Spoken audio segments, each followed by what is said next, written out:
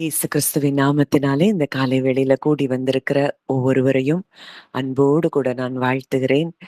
தேவனுடைய தயவும் கிருபையும் இரக்கமும் அன்பும் நம் ஒவ்வொருவர் மேலும் அது அளவில்லாமல் அது ஊற்றப்பட்டு கொண்டே இருக்கிறபடியினால் நம்முடைய வாழ்க்கையில எதை குறித்தும் கலங்க தேவையில்லை.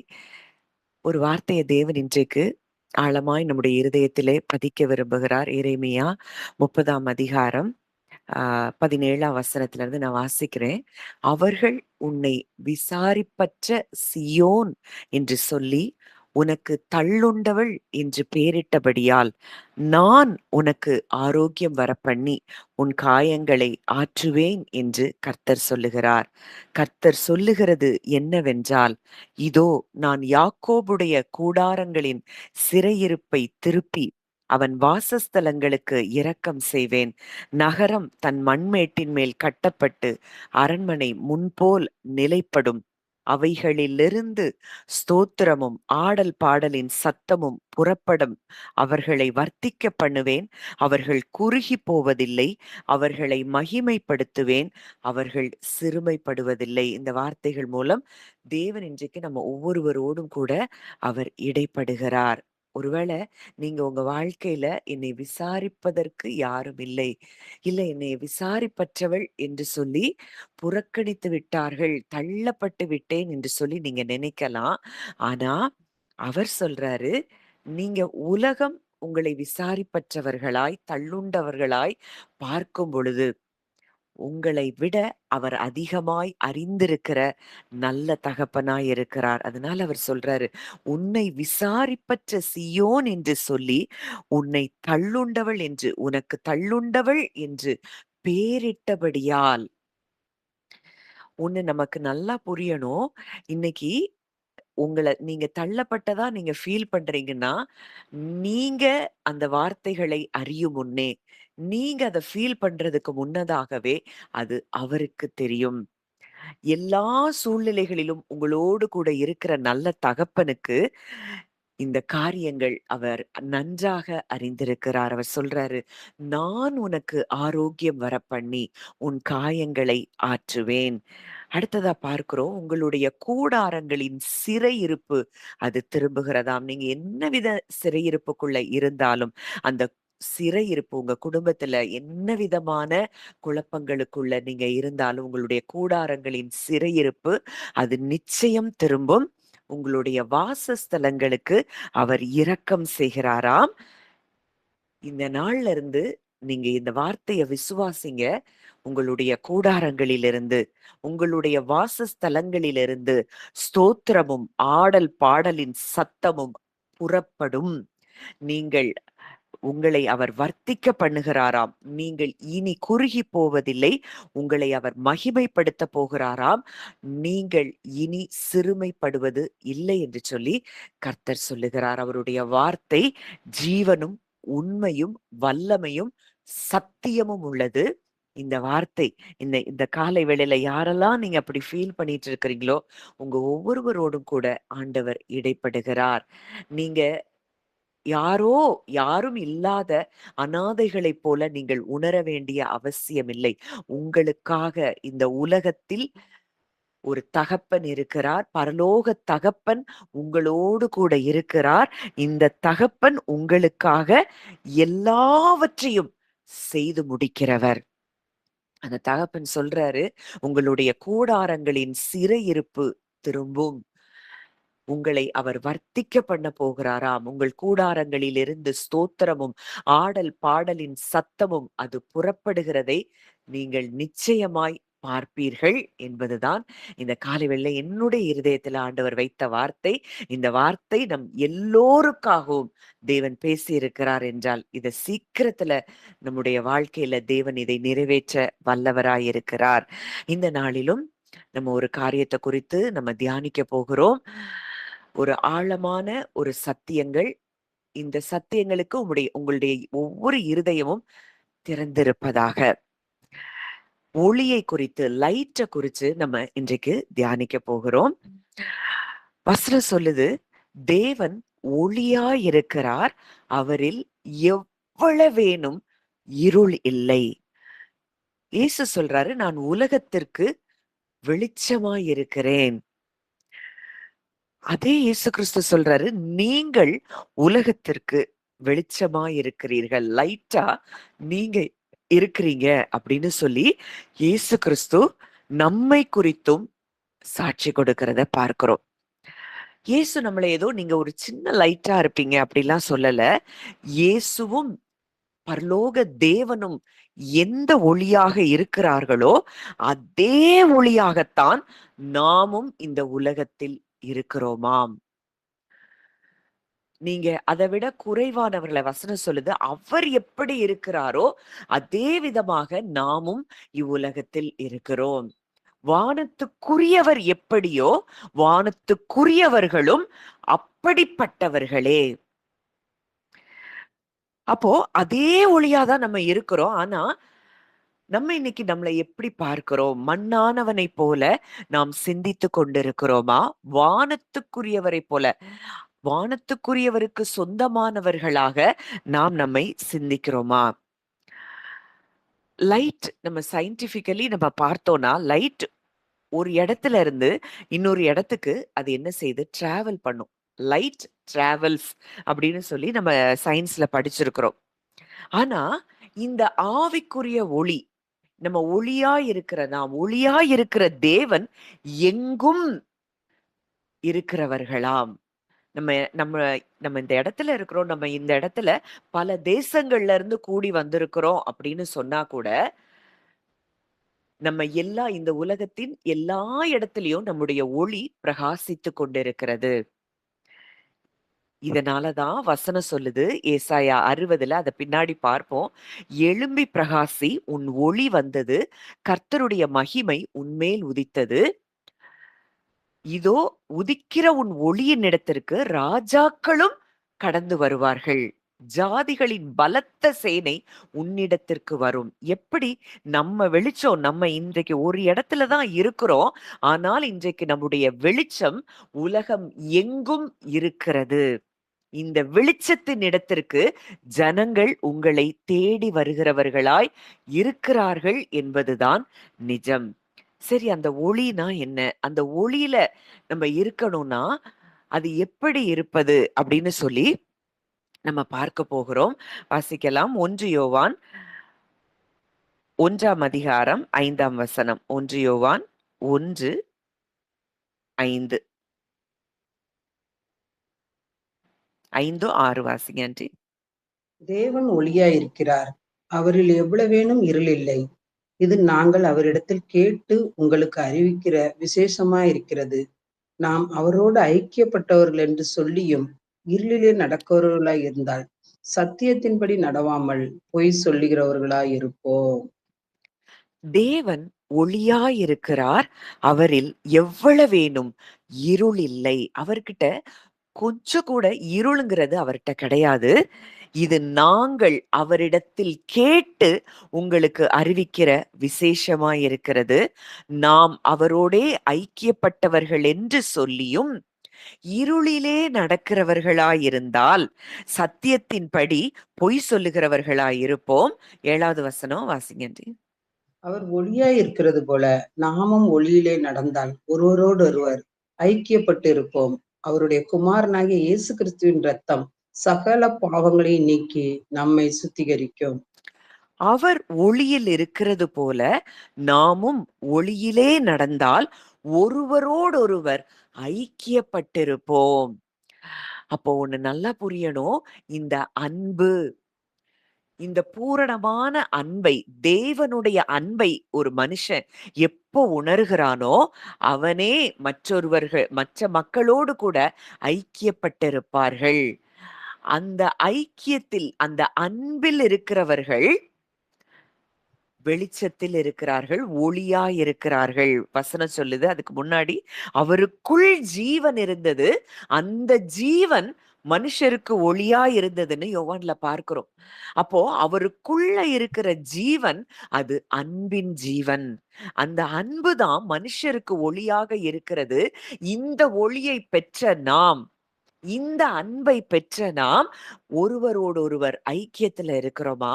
இல்ல நம்முடைய மாம்ச எண்ணங்களிலே முதல் ஆதாமில் இருந்து வந்த நாம் ஒருவரோடு ஒருவர் பிரிக்கப்பட்டதாய், அன்பற்றவர்களாய், கசப்பும் வைராக்கியமும் பகையும் விரோதமும் நிறைந்தவர்களாய் நாம் வாழ்ந்து கொண்டிருக்கிறோமா? அப்போ அந்த லைட் அப்படின்னாலே அங்க என்ன இருக்கணும்? அன்பு இருக்க வேண்டும். இந்த அன்பு எப்படி சாத்தியம்? அவருடைய அன்பை உணர்ந்தவர்களுக்குள் அங்க என்ன இருக்காது? பயம் இருக்காது. இன்னைக்கு ஏன் பொறாமை? இன்னைக்கு ஏன் மற்றவங்கள குறித்து எரிச்சல், வன்கண் இதெல்லாம் இருக்குது அப்படின்னா, தேவன் தன்னை அளவில்லாமல் நேசித்துக் கொண்டே இருக்கிறார் அப்படிங்கிறத உணராததுனால பயம் இருக்கு. இந்த பயம் பொறாமைய கொண்டு வருது, எரிச்சல கொண்டு வருது, கசப்ப கொண்டு வருது, வெறுப்ப கொண்டு வருது. பூரண அன்பு பயத்தை புறம்பே தள்ளும். அவருடைய பூரணமான அன்பை எந்த ஒரு மனிதன் அறிந்து கொள்ளுகிறானோ, அவன்தான் அன்பில் நிலைத்திருக்கிறவன். அவனாலதான் அந்த அன்புல நிலைச்சிருக்க முடியும். இன்னைக்கும் நம்ம சில காரியங்கள்ல ஸ்ட்ரகிள் பண்ணிட்டு இருக்கிறோம். மற்றவங்கள நேசிக்கிறதுல, மற்றவங்கள மன்னிக்கிறதுல நம்ம ஸ்ட்ரகிள் பண்றோம்னா, ஒண்ணு நமக்கு நல்லா தெரியணும். அவருடைய பூரணமான அன்பை நாம் உணர்ந்து கொள்ளாத இடத்தில் இருக்கிறோம். அதனாலதான் பவுல் அந்த ஜெபத்தை செய்கிறார். கிறிஸ்துவினுடைய அன்பின் நீளம், அகலம், ஆழம், உயரம் இன்னதென்று அறிந்து கொள்ள வல்லவர்களாகும்படி அங்கே ஒரு ஜெபத்தை ஏறெடுக்கிறதை நாம் பார்க்கிறோம்.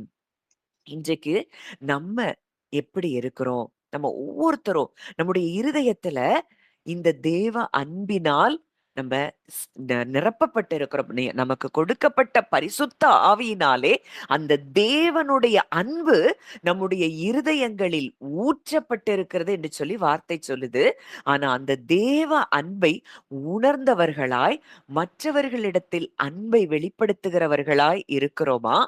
இல்ல கசப்பும், கோபமும், விரோதமும், வைராக்கியமும் இதெல்லாம் இருக்குதா? வசனம் சொல்லுது, மீட்கப்படும் நாளுக்கென்று முத்திரையாக பெற்ற பரிசுத்த ஆவியை துக்கப்படுத்தாதிருங்கள். எபேசியர் 4ல நம்ம பார்க்கிறோம். கெட்ட வார்த்தை ஒன்றும் உங்கள் வாயிலிருந்து புறப்பட வேண்டாம்.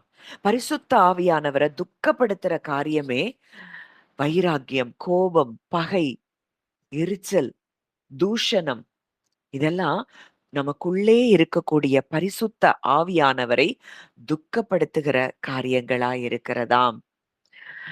இந்த ஆவியின் கனிகள்ல பிரதானமான கனியாய் சொல்லப்படுவது அன்பு.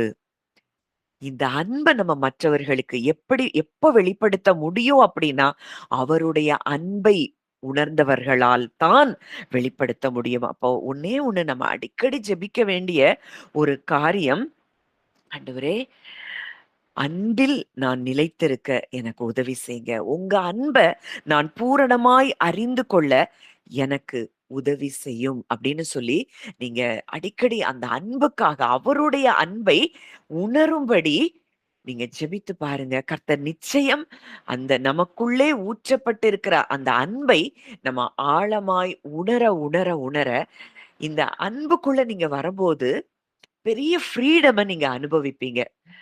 உங்க இருதயத்துல எதுவுமே ஒரு ஒரு வெயிட்டா நீங்க ஃபீல் பண்ணவே மாட்டீங்க. உங்க ஹார்ட்டே லைட்டா இருக்கிறத ஃபீல் பண்ணுவீங்க. அது மிகவும் அது லேசா இருக்கும். எத குறிச்சும் பாரம் இருக்காது. என் தகப்பன் என்னோடு கூட இருக்கிறார். என்னை நேசித்துக் கொண்டே இருக்கிறார். அப்படிங்கிறத நாம் உணர ஆரம்பிப்போம். வாசிக்கலாம். 1 யோவான் 4ஆம் அதிகாரம் 9 8ல இருந்து வாசிங்க ஆன்ட்டி. 7ல இருந்து வாசிங்க. 7ல இருந்து 10 வரைக்கும் வாசிங்க. அதுக்கு பிரியமானவர்களே, ஒருவரில் ஒருவர் அன்பாய் இருக்க கடவோம். ஏனெனில் அன்பு தேவனால் உண்டாயிருக்கிறது. அன்புள்ள எவனும் தேவனால் பிறந்து அவரை அறிந்திருக்கிறான். அன்பில்லாதவன் தேவனை அறியான். தேவன் அன்பாகவே இருக்கிறார். தம்முடைய ஒரே பேரான குமாரனாலே நாம் பிழைக்கும்படிக்கு தேவன் அவரை உலகத்திலே அனுப்பினதினால் தேவன் நம்மேல் வைத்த அன்பு வெளிப்பட்டது. நாம் தேவனிடத்தில் அன்பு கூர்ந்ததினால் அல்ல, அவர் நம்மிடத்தில் அன்பு கூர்ந்து நம்முடைய பாவங்களை நிவர்த்தி செய்கிற கிருபாதார பலியாய் தம்முடைய குமாரனை அனுப்பினதினாலே அன்பு உண்டாயிருக்கிறது. இங்கு தேவனுடைய அன்பை குறித்து சொல்லப்பட்டிருக்கிறது. வசனம் சொல்லுது, பிரியமானவர்களே, ஒருவரில் ஒருவர் அன்பாய் இருக்க கடவோம், ஏனெனில் அன்பு தேவனால் உண்டாயிருக்கிறது. அன்புள்ள எவனும் தேவனால் பிறந்து அவரை அறிந்திருக்கிறார். அப்போ ஒண்ணு புரியணும், எந்த இடங்கள்லாம் அவரை அறியலையோ அந்த இடங்களிலே அன்பு நமக்கு குறைவுபட்டிருக்கிறது. அவர் அறியாத இடத்துலதான் நமக்கு கசப்பும் கோபமும் எரிச்சலும் பகையும் இருந்து நம்ம இருதயத்தை அது அது அப்படியே ஒரு ட்ராப்புக்குள்ளேயே வச்சிருக்கு. நம்ம சுதந்திரமா யாரையும் நேசிக்க முடியல, யாரையும் நம்ம இருதயத்துல இருந்து விடுதலை பண்ண முடியல, மன்னிக்க முடியல. அப்படிப்பட்ட இடங்கள் எல்லாம் தேவனை அறியாத இடமாக இருக்கிறது. அன்புள்ள எவனும் தேவனால் பிறந்து அவரை அறிந்திருக்கிறான். அன்பு இல்லாதவன் தேவனை அறியான். தேவன் அன்பாகவே இருக்கிறார். அதனாலதான் அவர் எப்படி இருக்கிறார்? ஒளியாய் இருக்கிறார், வெளிச்சமாய் இருக்கிறார்.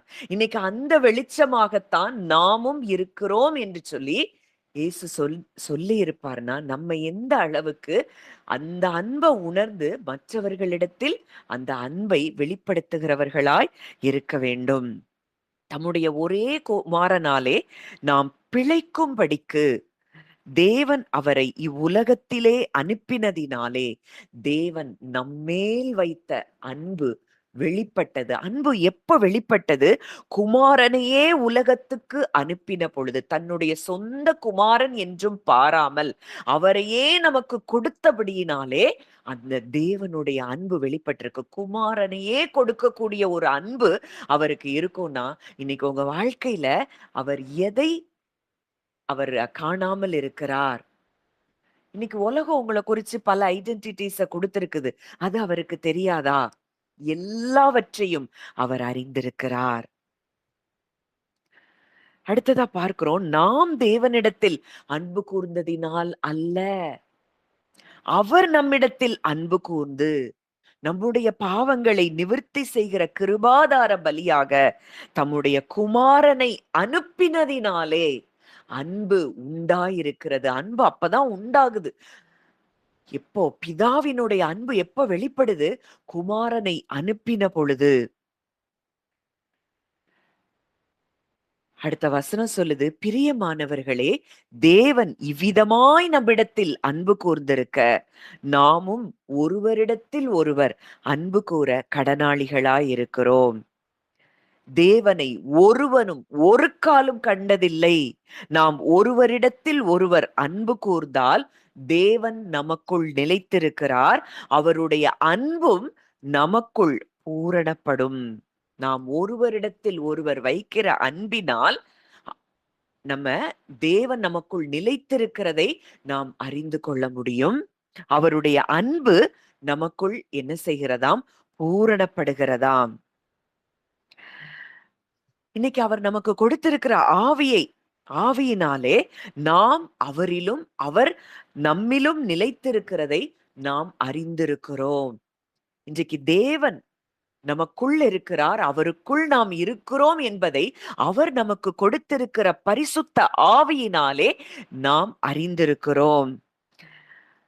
அடுத்ததா நம்ம பார்க்கிறோம், இயேசுவானவர் தேவனுடைய குமாரன் என்று அறிக்கை பண்ணுகிறவன் எவனோ அவனில் தேவன் நிலைத்திருக்கிறார், அவனும் தேவனில் நிலைத்திருக்கிறான். அன்பில் நிலைத்திருக்கிறவன் தேவனில் நிலைத்திருக்கிறான். அப்ப அந்த அன்புல நிலைச்சிருக்கிறவங்க தான் ஒளியில் நிலைத்திருக்கிறவர்கள். அப்படிப்பட்டவர்களுக்குள்ள தேவன் நிலைத்திருக்கிறாராம். வசனம் சொல்லுது, அன்பிலே பயம் இல்லை.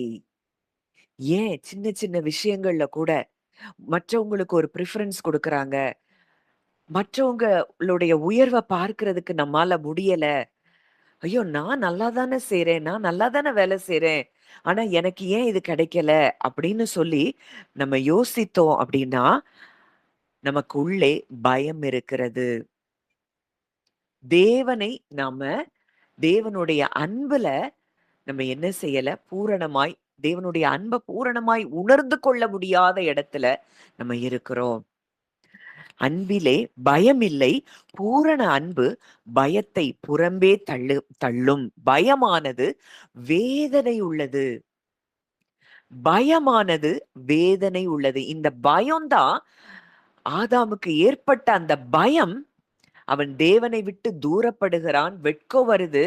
அதற்கு அடுத்த ஆதாமும் ஏவாளும் ஒருவரை ஒருவர் தங்களுக்குள்ளே அதுவரைக்கும் ஒரே மாம்சமாய் இணைக்கப்பட்டதை உணர்ந்தவர்கள் அங்க என்ன செய்றாங்க? பிரிக்கப்பட்டதாய் உணர்கிறார்கள். ரிலேஷன்ஷிப்புக்குள்ளேயே இந்த பயம் ஏற்படுத்துகிற காரியம் இதெல்லாம் அங்க உள்ள வருது. அடுத்ததா பொறாம வருது. கொலை நடக்கிறது.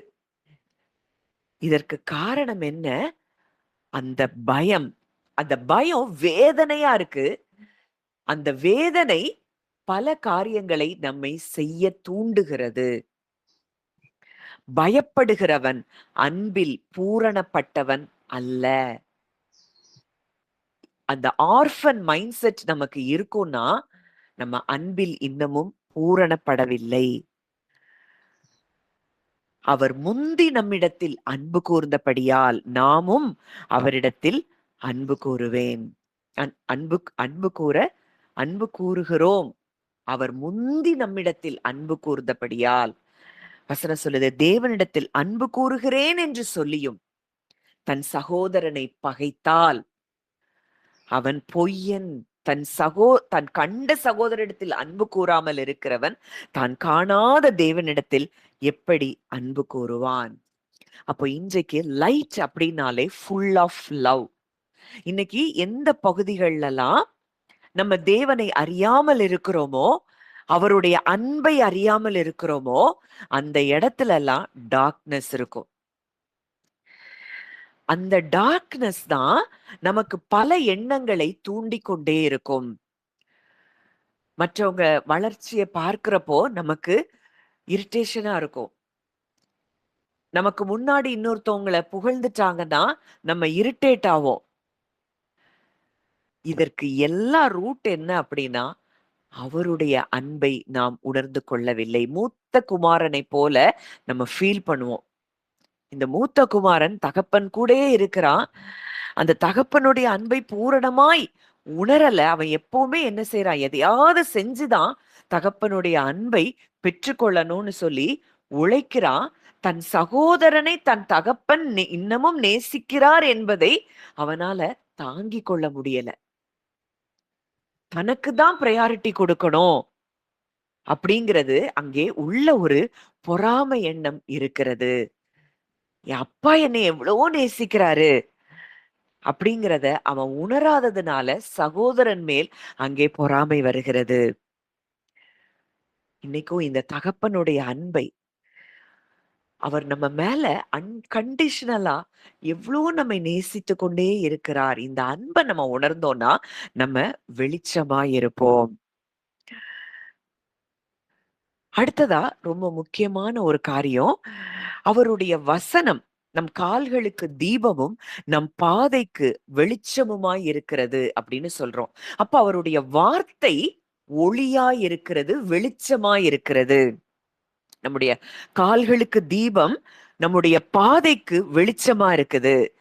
தேவன் இந்த ஒளிய வெளிப்படுத்துறதுக்கு, இந்த லைட்டை வெளிப்படுத்துறதுக்கு நம்முடைய குரலை அவர் பயன்படுத்துகிறார். நம்மளுடைய சவுண்ட், நம்மளுடைய வாய்ஸ இந்த ஒளியை வெளிப்படுத்துவதற்கு அவர் பயன்படுத்துகிறார்.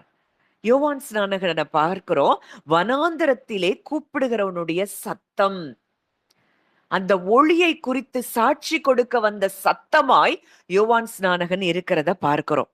அப்போ இந்த ஒளியை நம்ம வெளிப்படுத்துவதற்கு நம்ம அங்க தேவன் சத்தத்தை பயன்படுத்துகிறார். நம்ம பேசுற வார்த்தைகள் ஒளிய பெருக பண்ணவும் முடியும், நமக்குள்ள இருக்கிற ஒளியை மங்க பண்ணவும் முடியும். இப்போ திருத்துவ தேவன் உலகத்தை படைக்கும் பொழுது அங்க சொல்லப்படுகிற வார்த்தை வெளிச்சம் உண்டாக கடவது அப்படின்னு அந்த வார்த்தை, அந்த சத்தத்தின் வழியாய் அங்க அந்த வார்த்தை புறப்படும் பொழுது அங்க வெளிச்சம் உண்டாகிறது. அப்போ நம்முடைய சவுண்ட், நம்முடைய குரல் அந்த ஒளியை செயல்படுத்தக்கூடிய ஒரு பவர்ஃபுல்லான ஒரு இன்ஸ்ட்ருமெண்டா இருக்கு. இன்னைக்கு நம்முடைய சத்தம் என்னவா இருக்கிறது? நம்ம சவுண்ட் இந்த ஒளியை கொடுக்கிறதா, இல்ல நம்ம சவுண்ட் மரணத்தையும் இருளையும் கொண்டு வருகிறதா? நமக்கு நல்லா தெரிஞ்ச வசனம் தான். மரணமும் ஜீவனும் நாவின் அதிகாரத்தில் இருக்கிறது அப்படின்னு சொல்லி நம்ம பார்க்கிறோம். இன்றைக்கு நம்முடைய இந்த குரல் எதை வெளிப்படுத்துகிறதா இருக்கிறது? நம்ம ஒளியை வெளிப்படுத்தணும்னா நம்முடைய குரல் இந்த ஒளியை வெளிப்படுத்துகிறதா இருக்கணும். நம்முடைய ஒவ்வொரு மனுஷனுடைய மனது, அவனுடைய உணர்ச்சிகள் எல்லாம் இந்த சத்தத்தில் தான் இருக்கிறது.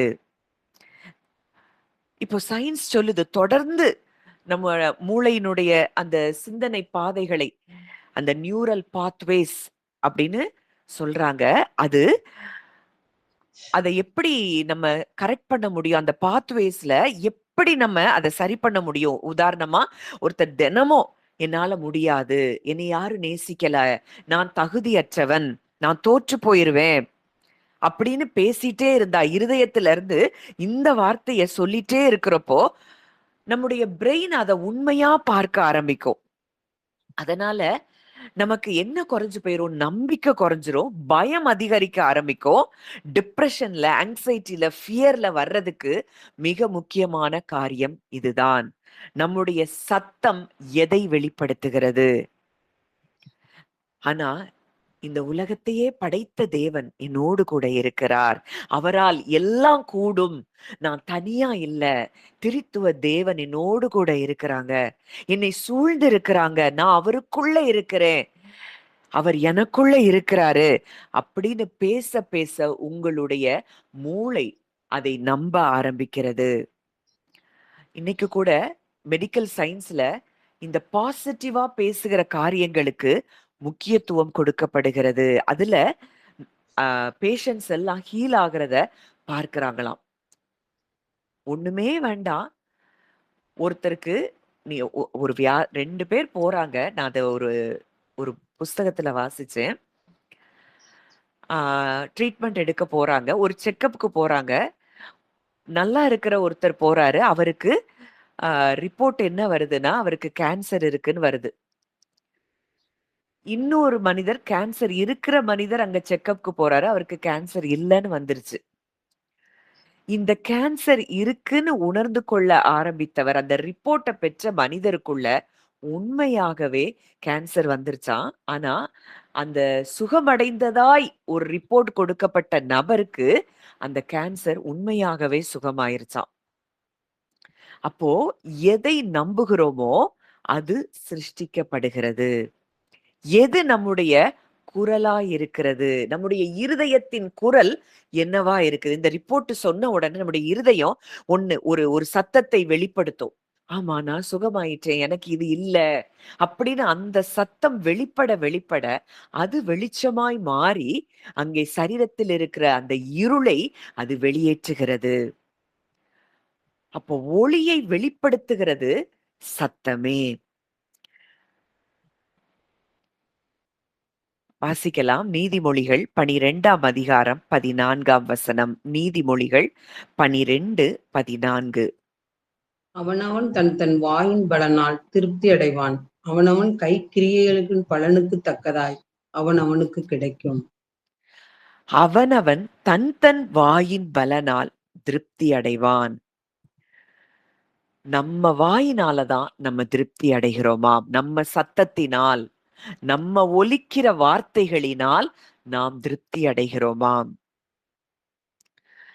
மரணமும் ஜீவனும் நாவின் அதிகாரத்தில் இருக்கிறது. அதில் பிரியப்படுகிறவர்கள் அதன் கனியை புசிப்பார்கள். எந்த கனியை இன்றைக்கு நாம் புசித்து கொண்டிருக்கிறோம்? அது எல்லாமே நம்முடைய இருதயத்தில் இருந்து எழும்புகிற சத்தத்தில் இருந்துதான் இருக்கிறது.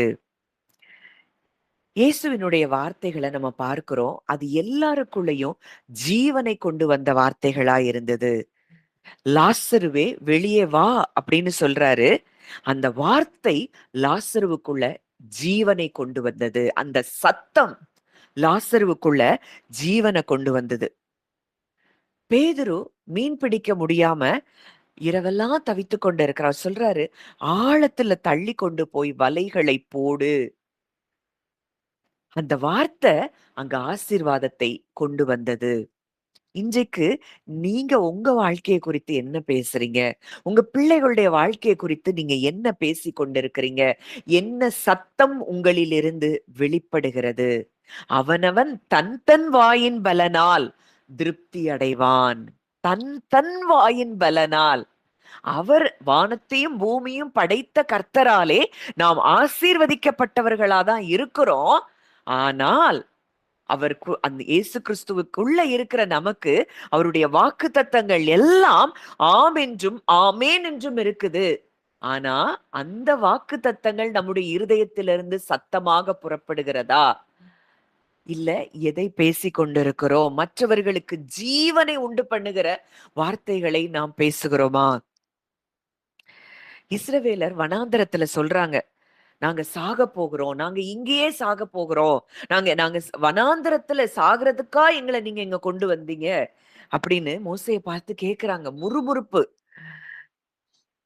வசனம் சொல்லுது, வாசிக்கலாம். என்னாகமம் 14ஆம் அதிகாரம் 28ஆம் வசனம். என்னாகமம் 14:28.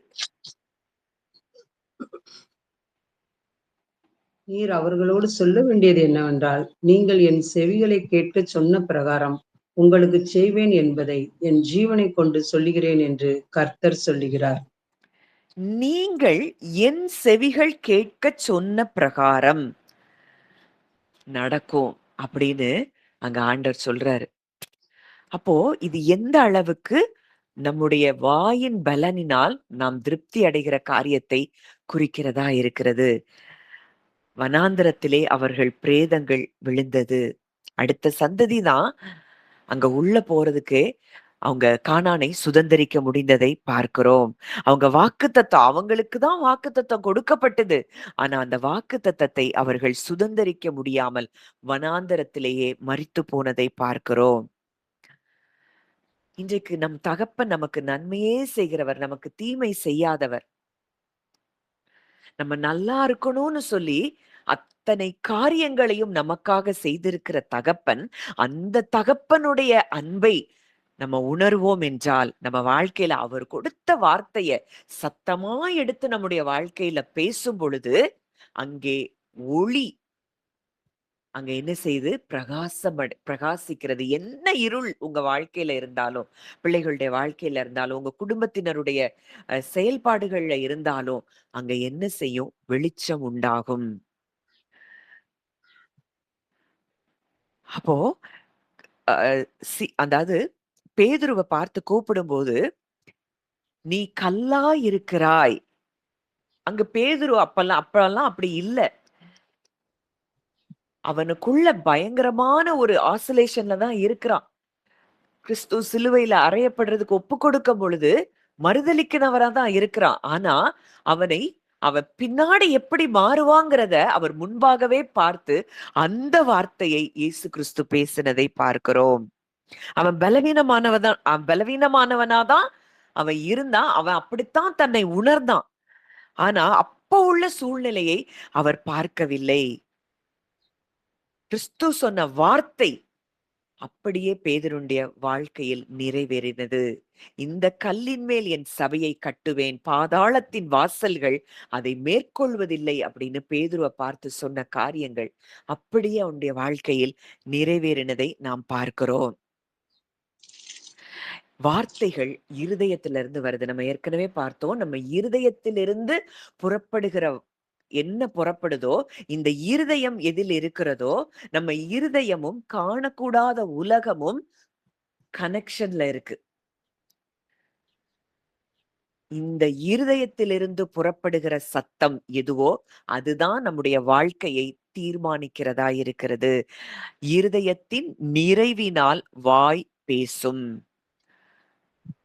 வாய் அப்படிங்கிறது ஒரு ஊற்று மாதிரி இருக்கு. இது நல்ல தண்ணீரா அந்த ஊற்று இருந்தாதான் நல்ல தண்ணி வரும். அப்போ இருதயம் முழுவதும் தேவ அன்பினால நிரப்பப்பட்டு இருக்கும் பொழுது, தேவனுடைய அன்பை உணர்ந்து கொள்ளுகிறவர்களாய் நம்ம இருக்கும் பொழுது, அவருடைய வல்லமையையும், அவருடைய அன்பையும் உணர்ந்து கொண்டவர்களாய் நாம் இருக்கும் பொழுது, நமக்குள்ள இருந்து புறப்படுகிற சத்தம், அது வல்லமையும், அன்பும் நிறைந்த சத்தமாகத்தான் இருக்கும்.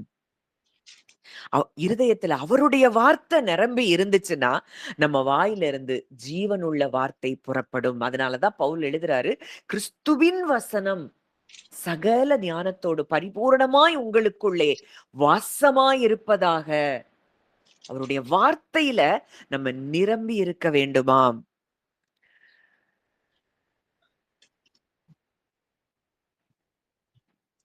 ஒரு ஒரு தீக்குச்சி இருக்குது அப்படின்னு எடுத்துக்கிட்டோம்னா, அந்த தீக்குச்சியின் மூலம் ஒரு வீட்ட எரிக்கவும் முடியும். அந்த வீட்டுக்குள்ள இருக்கிற விளக்கை ஏற்றவும் முடியும். அதை எப்படி பயன்படுத்துறோம் அப்படிங்கிறது தான் முக்கியம். நாவும் அநீதி நிறைந்த அவயவம் என்று சொல்லி நம்ம பார்க்கிறோம். இந்த நாவு எப்படி இருக்கிறது? நம்முடைய ஆயுள் சக்கரத்தை கொளுத்தி விடுகிறதா இருக்குதாம் நாவு. இந்த நாவுனா உதட்டுல பேசுறது இல்ல, இருதயத்திலிருந்து புறப்படுகிற வார்த்தைகள். அது ஒரு குடும்பத்தை உடைக்கவும் செய்யும், குடும்பத்தை கட்டவும் செய்யும். ஒருத்தரை நம்பிக்கை இழக்க செய்யவும் முடியும். அன்றைக்கு அந்த 10 வேவுகாரர்கள் அந்த முழு அந்த இஸ்ரவேல் அந்த எகிப்திலிருந்து புறப்பட்ட அத்தனை பேருடைய இருதயத்தையும் கரைந்து போக பண்றாங்க. ஆனா இந்த 2 பேர் நம்பிக்கையுள்ள வார்த்தைகளை பேசுறாங்க, காலேபும் யோசுவாவும். ஆனா அதை அவங்களால ஏற்றுக்கொள்ள முடியவில்லை. பயம் அந்த அளவுக்கு கான்டேஜியஸா இருக்கு, சீக்கிரம் ஸ்ப்ரெட் ஆகுது. விசுவாசத்தை விட பயம் வேகமா ஸ்ப்ரெட் ஆகுது. ஏன்னா அது நம்முடைய டிஎன்ஏலே இருக்கு. ஆதாமின் மூலம் நம்ம டிஎன்ஏலயே பயம் என்பது இருக்கிறபடியினால, பயத்தை ஒரு மனுஷன் பேசும்போது இந்த பயத்தை நம்ம வேகமா அட்ராக்ட் பண்றோம். அது ரொம்ப உண்மையா தெரியுது, அது ரொம்ப நிஜமா தெரியுது. ஆனா வார்த்தை இப்படித்தானே சொல்லுது அப்படின்னு சொல்லும் பொழுது அதை நிஜமாய் பார்க்கவில்லை, பார்க்க முடியவில்லை. எப்போ கிறிஸ்துவுக்குள் நம்ம வந்திருக்கிறத உணர்கிறோமோ அப்பதான் நம்ம வார்த்தையையே நிஜமாய் பார்க்க முடியும். நாவானது சிறிய அவயவமாய் இருந்தும் பெரிய காரியங்களை அது செய்கிறதாம். இன்னைக்கு இந்த லைட்டை வெளிப்படுத்துவதே சத்தமாகத்தான் இருக்கிறது. அதனால ஒவ்வொரு நாளும் என் கர்த்தர் என் மெய்ப்பராய் இருக்கிறார், என் தேவன் என்னோடு கூட இருக்கிறார், அவர் கிருபை எனக்கு போதும், என்னை பலப்படுத்துகிற கிறிஸ்துவினாலே எல்லாவற்றையும் செய்ய எனக்கு பலன் உண்டு அப்படின்னு சொல்லி விசுவாச வார்த்தைகளை நம்ம பேசும் பொழுது வெளிச்சம் நம்மிலிருந்து புறப்படுகிறதை நாம் பார்க்க முடியும். வசனம் சொல்லுது, வாசிக்கலாம். ரோமர் 10வது அதிகாரம் 9ஆம் வசனம். ரோமர் 10:9. என்னவென்றால், கர்த்தராகிய இயேசுவை நீ உன் வாயினால் அறிக்கையிட்டு தேவன் அவரை மரித்தோரிலிருந்து எழுப்பினார் என்று உன் இருதயத்திலே விசுவாசித்தால் ரட்சிக்கப்படுவார். அடுத்த வசனம். நீதியுண்டாக இருதயத்திலே விசுவாசிக்கப்படும், ரட்சிப்புண்டாக வாயினாலே அறிக்கை பண்ணப்படும். வசனம் சொல்லுது, கர்த்தராகிய இயேசுவை நீ உன் வாயினாலே அறிக்கையிட்டு. இந்த வாய் என்பது இருதயம். இருதயத்திலிருந்து இயேசுவை நீங்கள் அறிக்கையிட்டீர்கள் என்றால், தேவன் அவரை மரித்தோரிலிருந்து எழுப்பினார் என்று உன் இருதயத்திலே விசுவாசித்தால் ரட்சிக்கப்படுவாய். இந்த ரட்சிப்புங்கிறது வெறும் பாவத்துல இருந்து சாபத்துல இருந்து மாத்திரம் இல்ல, நம்முடைய வாழ்க்கையில என்னென்ன பாண்டேஜஸ்குள்ள இருக்கிறோமோ எல்லாத்துல இருந்து, வியாதியில இருந்து, எல்லாத்துல இருந்தோ நாம் ரட்சிக்கப்படுகிறோம். இயேசு மரித்தோரிலிருந்து தேவன் எழுப்பினார் அப்படின்னு இருதயத்தில் விசுவாசிக்கும் பொழுது நாம் ரட்சிக்கப்படுகிறோம். நீதி உண்டாக இருதயத்தில் விசுவாசிக்கப்படும், ரட்சிப்பு உண்டாக வாயினாலே அறிக்கை பண்ணப்படும். நீதி நமக்கு உண்டாவதற்கு இருதயத்துல முதல்ல விசுவாசிக்கணும். இயேசு கிறிஸ்துவை தேவன் மரித்தோரிலிருந்து எழுப்பினார், அவரே என் தேவன் அப்படின்னு விசுவாசிக்கும் பொழுது நமக்கு நீதி உண்டாகிறது. அதை அறிக்கையிடும் பொழுது, இருதயத்திலிருந்து உண்மையாய் அதை அறிக்கையிடும் பொழுது நமக்கு ரட்சிப்பு உண்டாகிறது. அவரை அப்படி இருதயத்திலிருந்து விசுவாசித்து நம்ம அறிக்கை பண்ணும் பொழுது வசனம் சொல்லுது, அவரை விசுவாசிக்கிறவன் எவனோ அவன் வெட்கப்படுவதில்லை என்று வேதம் சொல்லுகிறது. இந்த விசுவாசத்துல இருக்கிறவங்க ஒரு நாளும் வெட்கமடைய மாட்டார்கள். என் ஜனங்கள் ஒருபோதும் வெட்கமடைவதில்லை. ஆனா இந்த இருதயத்திலிருந்து அவரை விசுவாசிக்க முடியுதா? நம்முடைய இருதயத்துல இருக்கிற விசுவாசத்திற்கும் நம்முடைய வாழ்க்கை எந்த டைரக்ஷன்ல போகிறது அப்படிங்கிறதுக்கும் பயங்கரமான ஒரு கனெக்ஷன் இருக்கு. ஜீவனை பேசிட்டே இருந்தோம்னா ஜீவனின் கனிகளை நாம் அறுக்க முடியும். அவருக்கு இருள் இருந்தாலும் அவருக்கு எல்லாமே வெளிச்சமாகத்தான் இருக்கும். உமக்கு இருளும் வெளிச்சமும் சரி அப்படின்னு தாவீது சொல்றாரு. நம்ம உண்மையா ஒளியா மாறும்போது என்ன டார்க்னஸ்ல இருந்தாலும் அங்க நம்ம எல்லாவற்றையும் பார்க்க முடியும். ஒரு தேவ பிள்ளைக்கு இருள் அப்படிங்கிறது கிடையவே கிடையாது. எங்க போனாலும் நம்ம ஒளியை கொண்டு போகிறவர்களா இருக்கிறோம். நம்ம பேசுற வார்த்தை ஒவ்வொருவருடைய இருதயத்துக்குள்ளாகவும் ஒளியை கொண்டு வருகிறதா இருக்கும். ஒவ்வொருவருடைய இருதயத்தையும் கட்டி எழுப்புகிறதா இருக்கும். நம்ம இருள் என்ன செய்ய முடியாது? ஆளுகை செய்ய முடியாது. இன்றைக்கு நம்மளை பார்க்கும் பொழுது தேவதூதர்கள் கூட ஆச்சரியமா பார்க்கிறாங்களாம். அந்த அளவுக்கு நம்ம வெளிச்சமா இருக்கிறோமாம். இந்த உலகம் உருவாவதற்கு முன்னதாகவே நாம் தேவனுடைய சிந்தனையில் இருந்திருக்கிறோம். நம்ம வெறும் ஃபிளஷா பாக்குற வரைக்கும் இதெல்லாம் உணரவே முடியாது. நம்ம தேவனுடைய சாயலும் ரூபமுமாய் இருக்கிறோம். அப்போ நம்ம ஒளியா இருக்கிறோம் அப்படின்னா எந்த சாத்தானோ, எந்த தீய சக்திகளோ, எந்த மந்திரமோ, செய்வினையோ எதுவும் நம்ம எல்லைக்கு பக்கத்திலே வர முடியாதுங்கிறத நீங்க முதல்ல நம்பணும். ஏன்னா இன்னைக்கும் நிறைய மக்கள் கட்டுகளுக்குள்ள இருக்கிறவங்க இந்த இந்த மந்திரம் செஞ்சுட்டாங்க, எனக்கு எதிரா பண்ணிட்டாங்க, எனக்கு எதிரா பொறாமப்பட்டுட்டாங்க. நீங்க வெளிச்சமா இருக்கும்போது நீங்க வெளிச்சத்துக்குள்ள வந்துட்டீங்கன்னு வசனம் சொல்லுது. இருளின் அதிகாரத்தினின்று நீங்க விடுதலையாகி அன்பின் குமாரனுடைய ராஜ்யத்துக்குள்ள நீங்க வந்துட்டீங்க.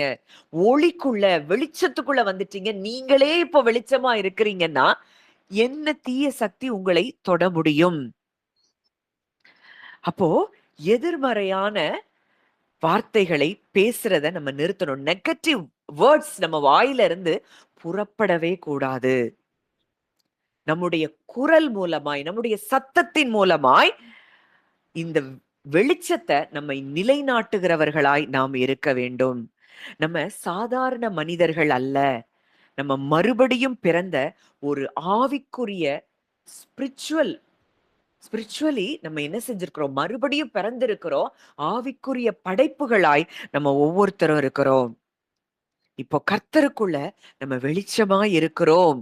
அதனால சத்தத்தை உயர்த்தி அவருடைய வார்த்தையை எங்க போனாலும் அந்த வார்த்தையை தான் நான் பேசுவேன்னு சொல்லி நீங்க பேசும் பொழுது காணக்கூடாத உலகத்தில் அவருடைய வார்த்தைகள் இருக்குது. எல்லா ஆசீர்வாதங்களினாலும் அவர் நம்மை ஆசீர்வதித்து இருக்கிறார்.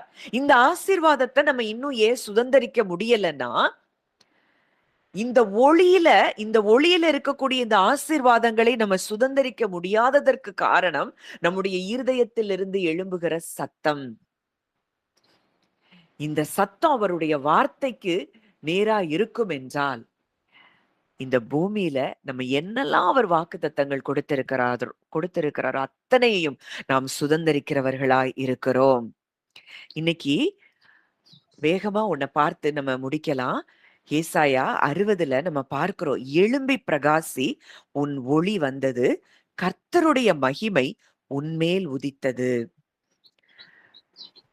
இன்னைக்கு அவர் ஒளி நம்ம மேல வந்திருக்கு. இன்னைக்கு நம்ம வெளிச்சமா இருக்கிறோம், ஒளியா இருக்கிறோம். அப்படின்னா நமக்கு கொடுக்க என்னென்னலாம் ஆசீர்வாதங்கள் இருக்கிறதுன்னு ஏசாயா 60ல நம்ம பார்க்கிறோம். உன் வெளிச்சத்தினிடத்திற்கு ஜாதிகளும், உதிக்கிற உன் ஒளியினிடத்திற்கு ராஜாக்களும் கடந்து வருவார்கள்.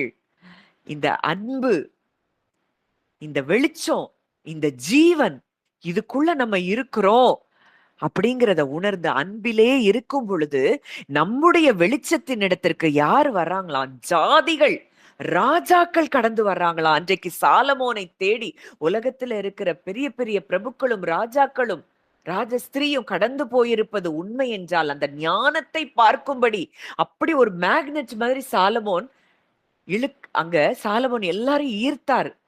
இன்னைக்கு அதே போல அன்பு ஜீவன் ஒளியில இருக்கிற நாம் மற்ற உலகத்தில் இருக்கிற ஜாதிகளை ஈர்க்கிறவர்களாய் இருக்கிறோம்.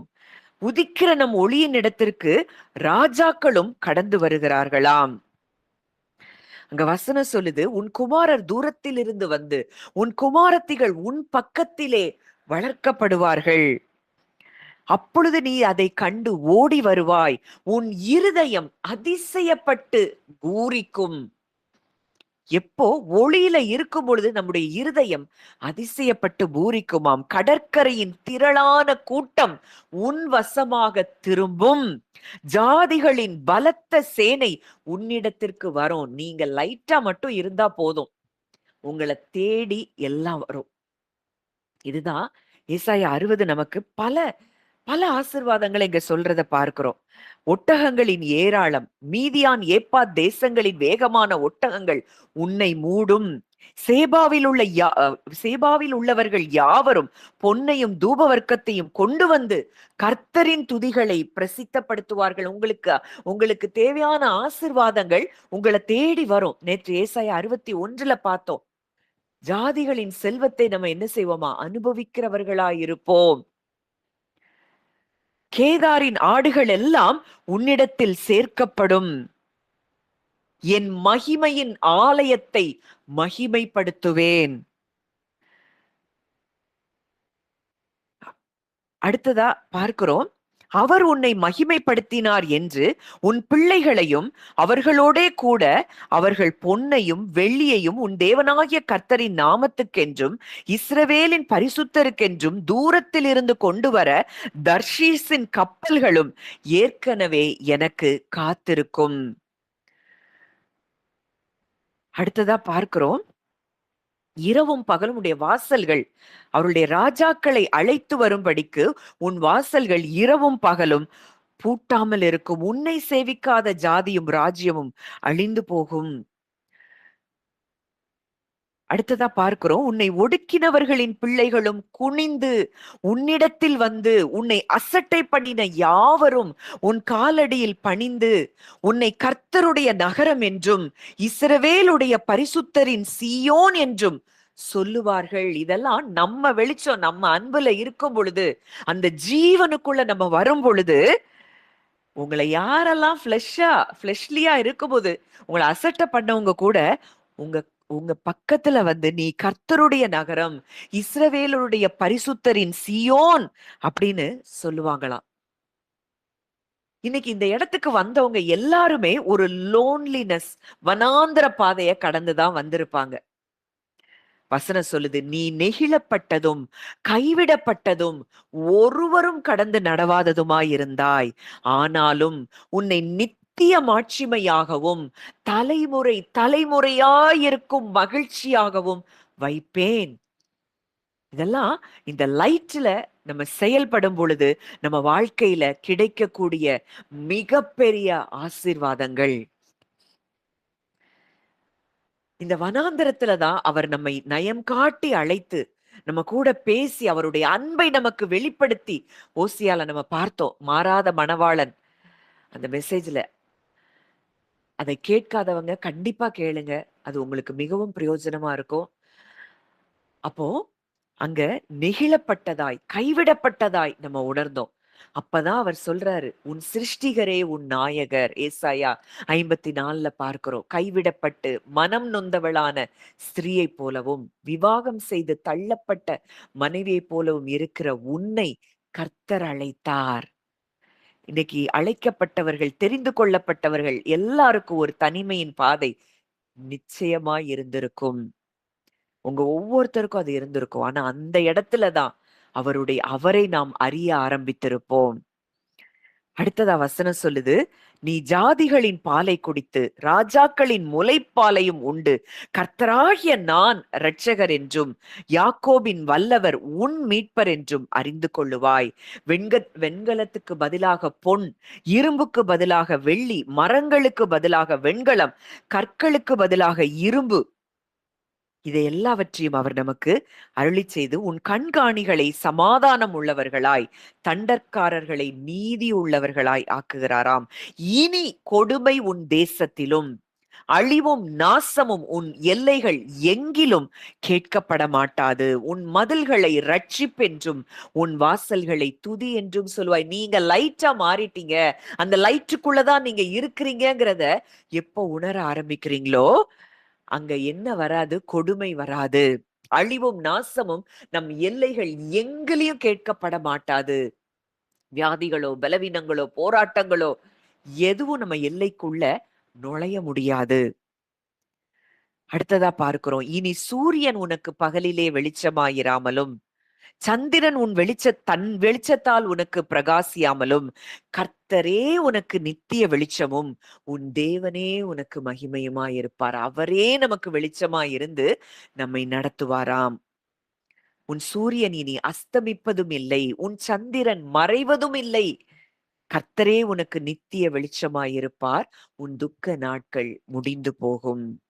உன் ஜனங்கள் யாவரும் நீதிமான்களும், என்றைக்கும் பூமியை சுதந்தரிக்கும் குடிகளும்.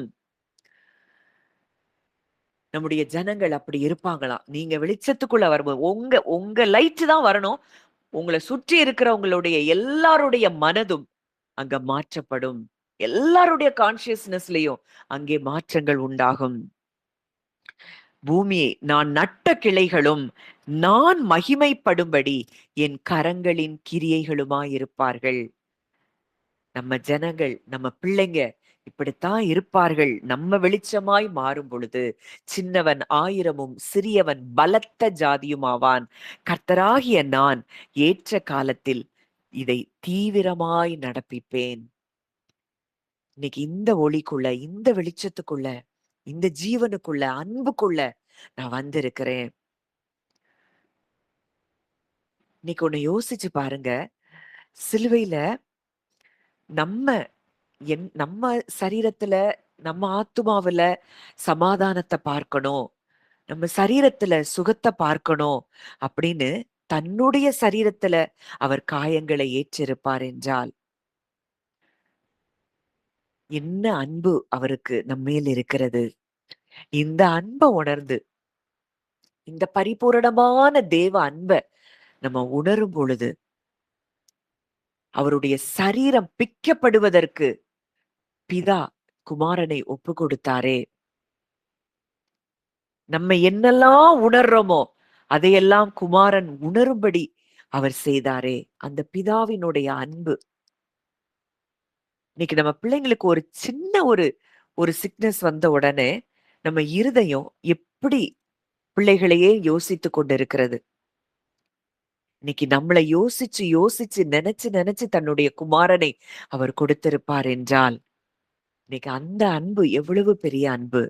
நம்ம தவறு செய்த பொழுதிலும் நம்மை நேசித்த அன்பு, அவரை விட்டு தூரமாய் போன பொழுதிலும் நம்மை நேசித்த அன்பு, நாம் பாவிகளா இருக்கையில் நம்மை நேசித்த அன்பு, நம்ம அக்கிரமங்களிலும் மீறுதல்களிலும் இருந்த பொழுது நம்மை நேசித்த அந்த அன்பு, அந்த அன்பு இன்னைக்கு நம்ம மேல இருக்குதுன்னா இன்னைக்கு அந்த அன்பை உணர்ந்து மற்ற எல்லாரையும் மன்னித்து உங்க இருதயத்துல இருந்து ரிலீஸ் பண்ணி அவங்கள அவங்கள பிளஸ் பண்ணும் பொழுது இன்னைக்கு ஏசாயா 60ல சொல்லப்பட்ட அத்தனை ஆசீர்வாதங்களும் உங்களை வந்து சேரும் என்பதுல சந்தேகமே இல்லை. இன்றைக்கும் அந்த அன்பை நம்ம ஆழமாய் உணரும்படிக்கு தேவன் விரும்புகிறார். இந்த அன்ப எந்த அளவுக்கு நம்ம ஆழமா உணர்றோமோ, அந்த அளவுக்கு இந்த ஆசீர்வாதங்களை நம்ம சுதந்தரிக்க முடியும். ஒரு பெரிய ரெஸ்டோரேஷன் உங்களுக்கு உண்டாகிறத நீங்க பார்க்க முடியும். நித்திய மகிழ்ச்சி நம் தலையின் மேல் இருக்கும். சஞ்சலமும், தவிப்பும் ஓடிப்போகும். நம்முடைய வனாந்தரம் ஏதேனைப் போல மாறும் அப்படின்னு அவர் வாக்கு கொடுத்திருக்கிறார்னா, அவர் வாக்கு கொடுத்தவர் உண்மையுள்ளவர். இன்னைக்கு உங்க லைஃப்ல எந்த பகுதிகள்லலாம் நீங்க குறைய அனுபவிக்கிறீங்கன்னா, இந்த அன்பில, இந்த ஜீவன்ல, இந்த ஒளியில நம்ம எங்கெல்லாம் குறைவுபட்டிருக்கிறோமோ, அந்த இடத்துலலாம் நம்முடைய பிளெஸ்ஸிங்ஸ்ல நம்ம குறைவுபட்டிருக்கிறோம். இந்த சத்தம், அவருடைய சத்தம் நமக்குள்ள உண்மையாய், ஜீவனாய், மெய்யாய் தொனித்துக் கொண்டிருக்கிறதா? இல்ல எந்த சத்தங்கள் நமக்குள்ளே தொனித்துக் கொண்டிருக்கிறது? புரோவிஷன், இன்கிரீஸ், ஜாய், ரெஸ்டோரேஷன், மற்றவங்களை ஈர்க்கக்கூடிய அந்த ஒரு மேக்னெட்டிக் பவர் எல்லாம் உங்களுக்குள்ள தேவன் வைத்திருக்கிறார். இயேசுவ தேடி அத்தனை பேர் எப்பவும் ஜனக்கூட்டம் அவரை சூழ்ந்திருந்தது. காரணம் வெளிச்சம். அப்போ இருள்ல கூட நம்ம என்ன செய்ய முடியும்? பிரகாசிக்க முடியும். அவரே நமக்கு நித்திய வெளிச்சமாய் இருக்கிறார். தலைமுறை தலைமுறையாய் அவர் நம்மை மகிழ்ச்சியாக வைக்கிறாராம். கொடுமை நம் தேசத்தில் இல்லை. அழிவும் நாசமும் நம் எல்லைகள் எங்கிலும் கேட்கப்பட மாட்டாது. இந்த இடத்துக்கு உள்ள நம்ம வந்துட்டோம். இந்த வெளிச்சத்துக்குள்ளதான் நம்ம இருக்கிறோங்கிறத நம்ம உணர ஆரம்பிக்க வேண்டும். அப்படியே கொஞ்ச நேரம் கண்கள மூடி அமைதியா நம்ம ஜெபிக்கலாம். நல்ல தகப்பனே, நன்றியோடு உம்மை துதிக்கிறோம் அப்பா. உம்மை ஸ்தோத்தரிக்கிறோம். அப்பா, எங்க வாயிலிருந்து, எங்க இருதயத்திலிருந்து புறப்படுகிற சத்தம், அது வெளிச்சத்தை உண்டு பண்ணுகிறதா இருக்க வேண்டும் என்று சொல்லி நீங்க விரும்புறீங்கப்பா. இன்னைக்கும் எங்க இருதயத்த உங்க வார்த்தையினால நீங்க நிரப்பும்படிக்கு எங்க இருதயத்தை நாங்க திறந்து கொடுக்கிறோம் அப்பா. தேவையில்லாத சத்தங்கள் எங்களுக்குள்ளே தொனித்துக் கொண்டிருந்த அந்த சத்தங்கள், மாம்சத்தின் சத்தங்கள், அது அப்பா அது அப்படியே அமைதியா போகட்டும். அது இல்லாமல் போகட்டும் அப்பா. பயத்தையும், சந்தேகத்தையும், வெட்கத்தையும், உங்கள விட்டு நாங்க பிரிக்கப்பட்டதாய், தூரமாய் உணர்கிற எண்ணங்களையும், உங்க அன்பை சந்தேகப்பட வைக்கிற எண்ணங்களையும் நாங்கள் அமைதிப்படுத்த, அப்பா அந்த சத்தங்கள் எல்லாம் எங்களுக்குள்ளே அமைதியாகி, உங்க சத்தம் எங்களுக்குள்ளே பலமாய் தொனிக்கட்டும் அப்பா. உங்க சத்தம் நாங்க தியானிச்சோம். கேதுரு மரங்களை முறிக்கக்கூடிய அந்த சத்தம், அந்த வல்லமையுள்ள சத்தம் அப்பா. அந்த சத்தத்தை தான் இன்றைக்கு எங்களுக்குள்ள வச்சிருக்கிறீங்கப்பா. நாங்க பேசும் பொழுதும் ஆண்டவரே, பல காரியங்கள், வல்லமையான காரியங்கள் நடைபெறுகிறதை நாங்கள் பார்க்கிறோம், நாங்கள் விசுவாசிக்கிறோம். பெண் மான்களை ஈனும்படி செய்யக்கூடிய சத்தம், கர்த்தருடைய சத்தம் வல்லமையுள்ளது. இன்னைக்கு இந்த சத்தம் தான் எங்களுக்குள்ள நீங்க வச்சிருக்கிறீங்க. இந்த சத்தத்தை நாங்கள் பேச, உங்க வார்த்தையாகிய சத்தத்தை நாங்கள் இருதயத்திலிருந்து விசுவாசித்து அதை பேச எங்களுக்கு நீங்க கிருபை தாங்க. யாரெல்லாம் அப்பா இப்பவும் எங்கள நாங்க யாரெல்லாம் மன்னிக்க முடியலையோ, அந்த நபர்கள எங்க கண்ணுக்கு முன்னாடி நாங்க கொண்டு வருகிறோம் அப்பா. உங்க அன்பை இந்த நேரத்துல நாங்க உணர்றோம். நாங்க காயப்படக்கூடாது. நாங்க பலவீனங்கள்ல, வியாதிகள்ல இருக்கக்கூடாது. நாங்க சாபத்துல இருக்கக்கூடாது. நாங்க ஜீவனுக்குள்ள வரணும்னு சொல்லி, உங்களுக்கு எதிராகவே, உங்கள மனதுல சத்துருக்களாகவே நாங்க உம்மை நினைத்த பொழுதிலும், எங்களை நேசித்து, உம்முடைய சரீரத்திலே எங்களுடைய பாவங்களை சுமந்தீரே! எங்களுக்காக நீர் காயமானீரே! எங்கள முற்றிலுமாய் நீர் மன்னித்திருக்கிறீர் அப்பா. எங்கள்ட்ட எங்கள அக்கிரமங்களையும், மீறுதல்களையும் இனி நினைக்கவே இல்லாத அளவுக்கு எங்கள நீங்க மன்னிச்சிருக்கிறீங்கன்னா, அந்த அன்புல நாங்க எல்லாரையும் மன்னிக்கிறோம் அப்பா. எங்க கண்களுக்கு முன்பாக நாங்க நிறுத்தி வைத்திருக்கிற எல்லாரையும் நாங்க மனதார மன்னிச்சு எங்க இருதயத்துல இருந்து அவங்கள ரிலீஸ் பண்ணி உங்க கரத்துல நாங்க கொடுக்கிறோம்ப்பா. அவங்கள பிளெஸ் பண்றோம்ப்பா. மனதார அவங்கள நாங்க பிளெஸ் பண்றோம். ஆசீர்வதிக்கிறோம். அவங்க நல்லா இருக்கணும். இன்னைக்கு நாங்க செய்த தவறுகளுக்கு நாங்க தண்டனை அனுபவிச்சிருக்கணும்னா, இன்னைக்கு இந்த உலகத்திலேயே நாங்க இருக்க முடியாது. ஆனா உம்முடைய அன்பும், இரக்கமும், கிருபையும் எங்க மேல இருந்தபடியினால, நாங்கள் மன்னிப்படைந்து, மீட்படைந்து, இன்றைக்கு நீதிமான்களாய் மாற்றப்பட்டு உம்முடைய பிள்ளைகளாய் நாங்கள் மாற எங்களுக்கு கிருபை கொடுத்தீங்களப்பா. அந்த அன்பை உணர்ந்தவர்களாய், ஒருவருக்கொருவர் தயவாயும், மன உருக்கமாயும் இருந்து கிறிஸ்து உங்களுக்கு மன்னித்தது போல, நீங்களும் ஒருவருக்கொருவர் மன்னியுங்கள்னு சொன்னீங்களேப்பா. இந்த தேவ அன்ப நாங்க இன்னும் அதிகமாய் உணர்ந்து, எங்க இருதயத்துல இருக்கிற எல்லாவற்றையும் நாங்க ரிலீஸ் பண்ண எங்களுக்கு உதவி செய்யுங்க. தகப்பனே, இங்க வந்த ஒவ்வொருவருக்கும் அந்த கிருபைய நீங்க கொடுங்க. வந்த ஒவ்வொருவரையும் மனதார உங்க பிள்ளையா நான் பிளெஸ் பண்றேன்ப்பா. ஆண்டவரே, மனதார உங்க சத்தம் எங்க எங்க இருதயத்துல இருக்குதுன்னா, அந்த சத்தத்தின் மூலமாய் நான் ஒவ்வொருத்தரையும் பிளெஸ் பண்றேன். நீங்க சொன்னீங்க, "நான் உன்னை ஆசீர்வதிக்கவே ஆசீர்வதித்து, உன்னை பெருகவே பெருக பண்ணுவேன்." இந்த வார்த்தைய நான் ஒவ்வொருத்தர் மேலயும் நான் பேசுறேன்ப்பா. அந்த வார்த்தை ஒவ்வொருவருடைய வாழ்க்கையிலும் நிறைவேறுவதாக. தேவ சமாதானம் ஒவ்வொருவருடைய இருதயத்தையும் ஆளுகை செய்வதாக. நான் மனதார ஒவ்வொருத்தரையும் பிளஸ் பண்றேன். ஆண்டவரே, விதைக்கப்பட்ட இந்த வார்த்தைகள் அவங்க இருதயங்களிலே தொனித்துக் கொண்டே இருக்கட்டும். வார்த்தைகள் உள்ளுக்குள்ள கிரியை செய்யட்டும். அற்புதங்களை நடப்பிக்கட்டும். ஏசாயா 60ல சொல்லப்பட்ட அத்தனை வாக்குத்தத்தங்களையும் இன்றைக்கு நாங்கள் சுதந்தரித்துக் கொள்ளுகிறோம். கர்த்தர் நல்லவர் என்பதை நாங்கள் ருசித்து பார்க்க எங்களுக்கு உதவி செய்தீரப்பா. நன்றி செலுத்துகிறோம். உடைய கரத்திலே எங்களை தாழ்த்தி ஒப்புக் கொடுக்கிறோம். துதி கன மகிமை யாவையும் இயேசு ஒருவருக்கே செலுத்துகிறோம். கர்த்தரும் மீட்பருமாகிய இயேசுவின் மூலம் கேட்கிறோம். ஜீவனுள்ள நல்ல பிதாவே. ஆமேன், ஆமேன்.